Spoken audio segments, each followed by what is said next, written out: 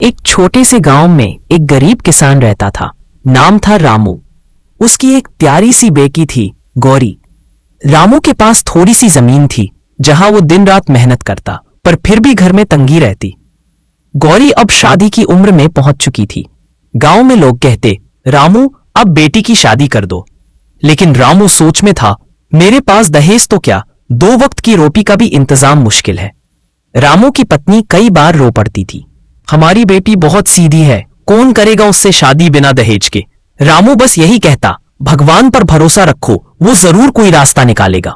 एक दिन रामू खेत में काम कर रहा था, तभी उसने देखा मिट्टी के नीचे कुछ चमक रहा है।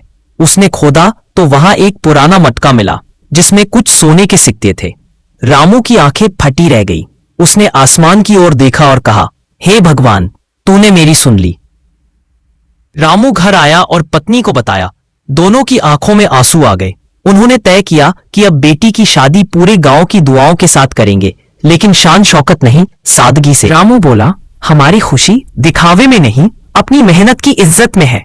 गौरी की शादी एक साधारण ईमानदार युवक से तय हुई। नाम था मोहन। वो एक स्कूल टीचर था जो दहेज के खिलाफ था। उसने कहा, मुझे बस एक अच्छी जीवन संगिनी चाहिए। गांव वालों ने कहा, रामू, तूने हमेशा सबकी मदद की, आज तेरे लिए पूरा गांव खड़ा है। शादी की तैयारियां शुरू हुई। पूरा गांव मदद के लिए आगे आया। किसी ने फूल दिए, किसी ने कपड़े, किसी ने मंडप बना। शादी का दिन आया।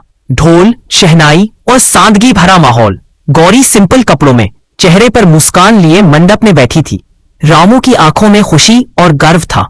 वो बोला, आज मैं सबसे अमीर पिता हूं, क्योंकि मेरी बेटी को सच्चा घर मिला। शादी पूरी हुई और जब विदाई का वक्त आया, गौरी बोली, बाबा, आपने सिखाया कि मेहनत और सच्चाई ही असली दौलत है। शादी के बाद कुछ समय में रामू ने बाकी बचे सोने के सिक्के गांव के स्कूल और कुएं के निर्माण में दान कर दिए।